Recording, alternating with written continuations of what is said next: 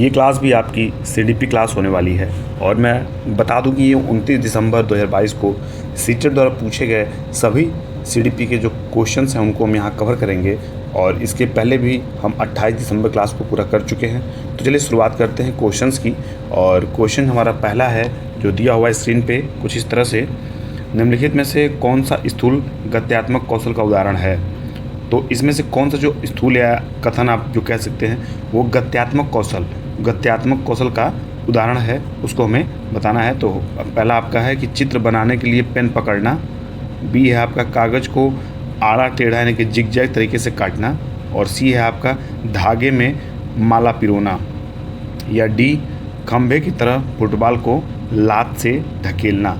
तो देखिए अभी हम क्वेश्चंस पढ़ें और उसके आधार पे हमें गत्यात्मक कौशल का जो उदाहरण है उसको हमें बताना है। तो ध्यान से देखिए गत्यात्मक कौशल का उदाहरण क्या है, खंभे की तरह फुटबॉल को लात से धकेलना। किसकी तरह? खंभे की तरह। आप समझिएगा गत्यात्मक विकास शारीरिक विकास को संदर्भित करता है और एक क्रियात्मक कौशल वह क्रिया है जिसमें मांसपेशियों का अधिक उपयोग करना शामिल होता है। स्थूल गत्यात्मक कौशल बड़ी गतिविधि है जो एक बच्चा अपने हाथों या पैरों या अपने पूरे शरीर के साथ करता है। इसलिए रेंगना, दौड़ना, कूदना, लात मारना, गेंद फेंकना और सीढ़ियाँ चढ़ना इन टाइप के यानी कि जो इन तरीके के जो स्थूल हैं वो गत्यात्मक कौशल का उदाहरण है। 6 से 12 महीने की आयु तक शिशु रेंगने, खड़े होने या चलने में सक्षम हो जाते हैं। खंभे की तरफ फुटबॉल को लात से धकेलना स्थूल गत्यात्मक कौशल का उदाहरण है। इसके शकल जो है इसके समान मोटर कौशल भी कहा जाता है। क्या कहता है? मोटर कौशल भी। तो इस तरह आपका डी ऑप्शन से हो जाएगा। बढ़ते हैं अगले क्वेश्चन की तरफ दूसरे नंबर के। उससे पहले मैं आप सभी से फिर से कहूँगा कि जो भी चैनल पे नए हों या पहली बार आए हों वो चैनल को सब्सक्राइब करना बिल्कुल ना भूलें और साथ ही बेल आइकन प्रेस करेंगे ताकि सारी नोटिफिकेशन आपको जब यहाँ से हम कोई क्लास अपडेट करें तो आपको तुरंत मिल जाए। और क्लास अच्छा लगे तो प्लीज़ क्लास को लाइक करिएगा और अगर क्लास आपको अच्छा लग रहा है तो एक बार लिख के यस जरूर कमेंट में करिएगा। तो चलिए दूसरा क्वेश्चन दिया है कि बच्चों का विकास से की ओर बढ़ता है। देखिए यहाँ पे थोड़ा सा विकास के बाद जो है, विकास के बाद आपका खाली स्थान है और से के बाद भी आपका खाली स्थान है। तो क्या है यहाँ पर 2 जगह आपको खाली स्थान है, इसको फिल करना है।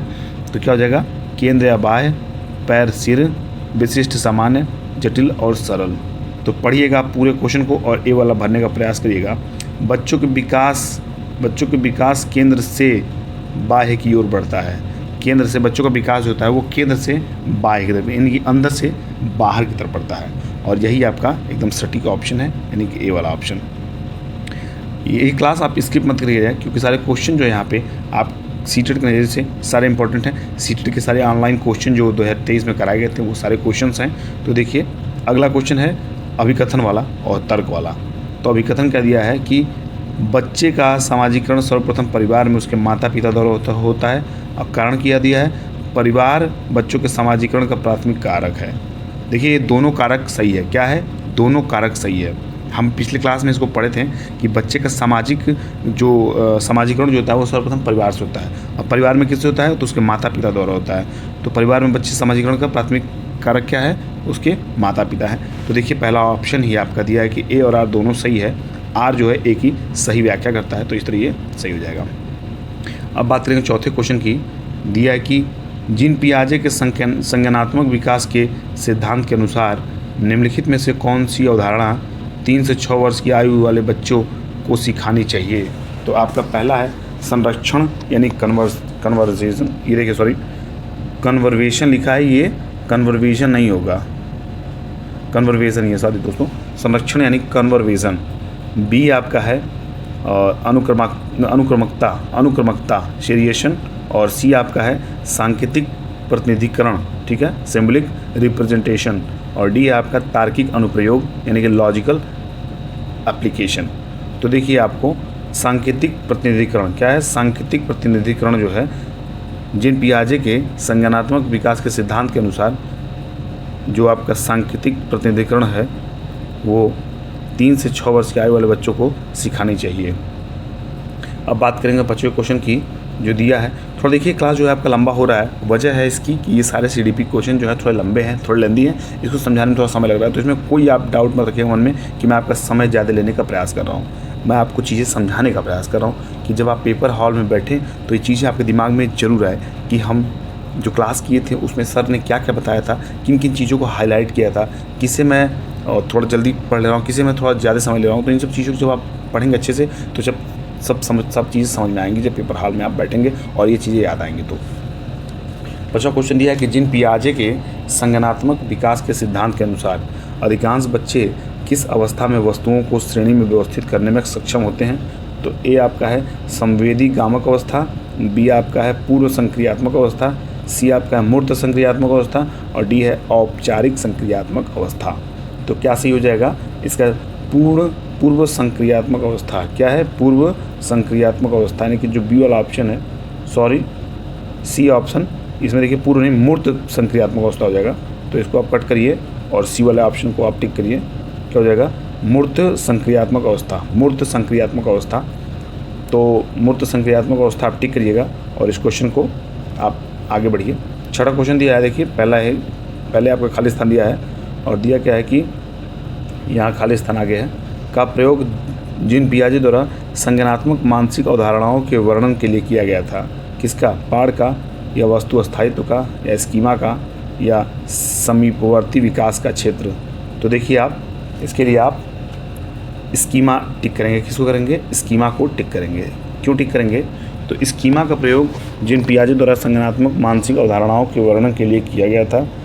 पियाजे ने दीर्घकालिक स्मृति में संग्रहित सूचनाओं के संगठित समूह के लिए स्कीमा का उपयोग किया था। अब देखिएगा इसमें पूर्व ज्ञान का महत्वपूर्ण भूमिका होता है पियाजे के अनुसार।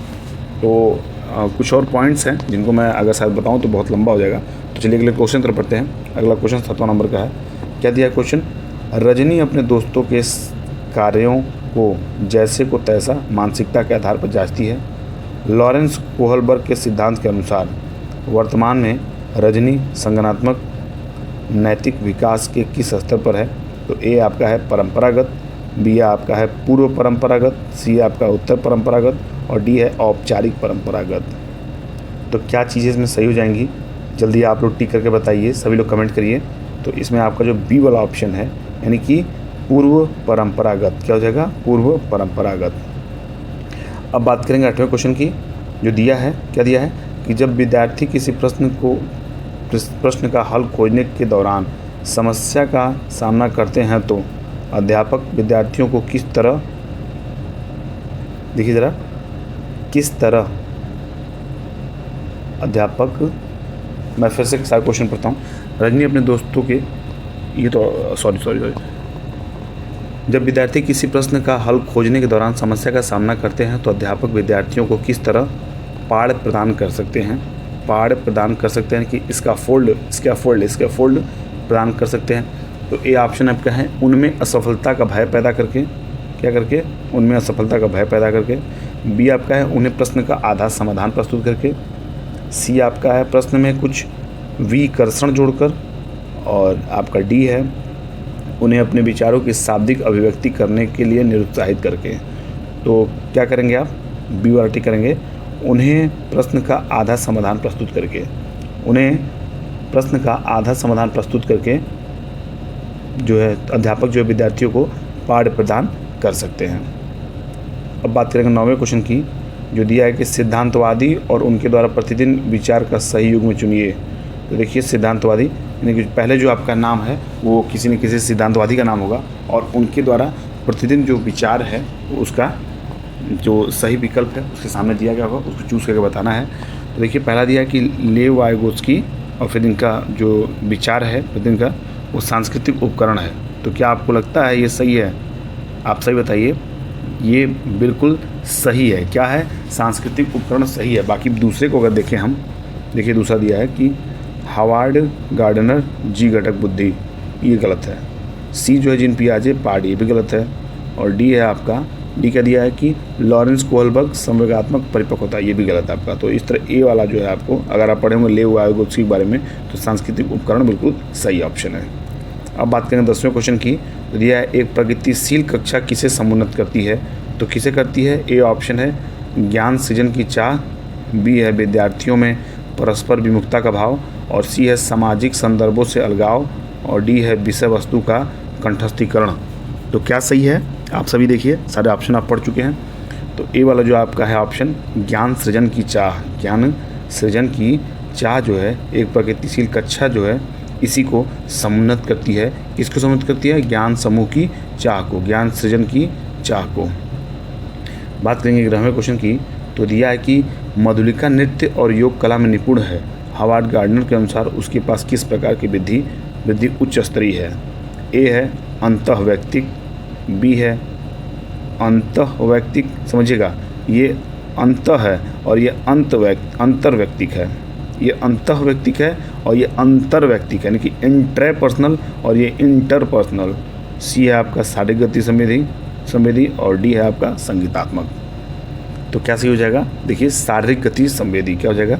शारीरिक गति संवेदी, यानी कि मधुलिका जो है नृत्य और योग कला में निपुण है, तो हावर्ड गार्डनर के अनुसार उसके पास शारीरिक गति संवेदी जो है वृद्धि जो है उच्च स्तरीय है। अब बात करेंगे 12वें क्वेश्चन की, जो दिया है कि एक प्रश्न उत्तर सत्र के दौरान एक अध्यापक केवल लड़कों को ही अपने भ्रम व प्रश्न पूछने के अवसर दे रहा है। यह सीधे प्रतिनिधित्व करता है, किसका करता है? जेंडर सशक्तिकरण, जेंडर समानता, जेंडर पक्षपात और जेंडर समतुल्यता। तो आप सभी जानते हैं जब भी कभी ऐसा होता है तो जेंडर पक्षपात होता है। क्या होता है? जेंडर पक्षपात होता है। देखिए मैं आप सभी के लिए बहुत मेहनत करता हूँ, बहुत अपने एफर्ट्स डालता हूँ, तो प्लीज़ क्लास को लाइक करिएगा और क्लास अच्छा लगे तो क्लास को शेयर भी करिएगा। देखिए आप दिया अगला क्वेश्चन क्या दिया है कि अधिगम दर में व्यक्तिगत विभिन्नताएं किसका परिणाम है? अधिगम दर में व्यक्तिगत विभिन्नताएं किसका परिणाम है? तो ए आपका दिया है केवल अनुवांशिकता का, बी आपका दिया है केवल पर्यावरण का, सी आपका दिया है अनुवांशिकता व पर्यावरण दोनों का, और डी आपका है न तो अनुवांशिकता और ना ही पर्यावरण का। तो क्या सही हो जाएगा? सी वाला आप ऑप्शन देखिए, अनुवांशिकता और पर्यावरण दोनों का जो है ये परिणाम है, ये उदाहरण है। यानी कि अधिगम दर में व्यक्तिगत विभिन्नताएं अनुवांशिकता व पर्यावरण दोनों का परिणाम है। फिर बात करेंगे 14वें क्वेश्चन की, तो दिया है कि आकलन के संदर्भ में निम्नलिखित में से क्या सही है? आकलन के संदर्भ में यानी कि असेसमेंट के संदर्भ में निम्नलिखित में से क्या सही है? तो ए आपका दिया है आकलन मानकीकृत परीक्षणों द्वारा किया जाना चाहिए, और बी आपका दिया है कि रचनात्मक आकलन केवल निर्देशन के अंत में होता है, और सी है आपका मानदंड संदर्भित परीक्षण मानकों को निष्पादन तुलना का सामान्य स्तर मान का इस्तेमाल करते हैं, और डी आपका है अधिगम के लिए आकलन विद्यार्थियों द्वारा स्व आकलन को भी शामिल करता है। तो चलिए ऑप्शन आप सभी जरूर करिए, और जो ऑप्शन करते हैं आप वो क्वेश्चन के साथ ऑप्शन क्या करेंगे? डी बी आप करते हैं तो आपसे यही कहना है कि आप जैसे 14 नंबर का ऑप्शन बताया तो 14 स्पेस ऑप्शन आप सही अपना ऑप्शन जो है वो सेंड करिएगा। तो डी वाले ऑप्शन को जरा गौर से देखिएगा, दिया है कि अधिगम के लिए आकलन विद्यार्थियों द्वारा स्व आकलन को भी शामिल करता है। यही इस प्रश्न का सही उत्तर है और सही विकल्प है। अब बात करेंगे 15वें क्वेश्चन की, जो इस क्लास का लास्ट क्वेश्चन है। तो दिया है क्या विद्यार्थियों में समालोचनात्मक चिंतन का आकलन करने के लिए अध्यापक को निम्नलिखित में से किसका चयन करना चाहिए? तो ए आपका है खुले अंत वाले वे प्रश्न जिनमें अपसारी चिंतन शामिल हो, बी वे प्रश्न जिनका उत्तर हो या ना में हो, और सी आपका एक शब्द के जवाब वाले प्रश्न, डी वे प्रश्न जिनमें केवल घोषणात्मक ज्ञान का प्रत्यास्मरण शामिल है। तो क्या कुछ आप इस क्वेश्चन में बता सकते हैं वो ज़रूर बताइए हमें, मैं भी आपके आंसर का वेट करूंगा। और वैसे आप ए वाले ऑप्शन को देखिए, दिया कि खुले अंत वाले वे प्रश्न जिनमें अपसारी चिंतन शामिल हो, वही ऑप्शन इस क्वेश्चन का सही है और ये विकल्प भी सही है। तो इस तरह ये क्लास और एक क्वेश्चन यहाँ समाप्त होता है। मुझे उम्मीद है हमेशा की तरह ये क्लास भी आपको अच्छा लगा होगा, तो प्लीज़ क्लास को लाइक करिएगा और ज़्यादा से ज़्यादा शेयर करिएगा। तो चलिए आपका बहुत ज़्यादा समय हम न लेंगे और अपनी तैयारी जो है अच्छी रखिए, बूस्ट करिए उस तैयारी में थोड़ा सा इजाफा करिए। और मेरी तरफ से फिर से आप सभी के लिए शुभकामनाएँ हैं। आप पढ़ते रहिए, मस्त रहिए, स्वस्थ रहिए। मिलते हैं अगले क्लास में, तब तक के लिए बाय बाय, टेक केयर।